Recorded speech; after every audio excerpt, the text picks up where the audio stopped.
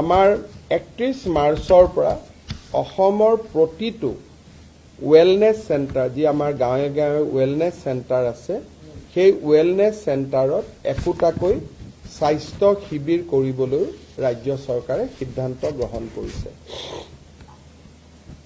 স্কুলসমূহৰ এমালগেমেশ্যনৰ কাৰণে পৰিত্যক্ত বিদ্যালয়সমূহক যিকোনো চৰকাৰী কামত যাতে আমি ব্যৱহাৰ কৰিব পাৰোঁ তাৰ বাবে বহুত দিনৰ পৰা এটা চিন্তা চৰ্চা চলি আছিল। আজি কেবিনেটে সিদ্ধান্ত লয় যে যেতিয়া কোনোবা স্কুল এমালগেমেটেড হৈ যাব তেতিয়াহ'লে সেই মাটি তৎকালীনভাৱে জিলা আয়ুক্তৰ হাতলৈ গুচি যাব। শিক্ষা বিভাগৰ পৰা জিলা আয়ুক্তলৈ যাব। চৰকাৰী কাম কাজত জিলা আয়ুক্তই তাক আবণ্টন কৰিব পাৰিব।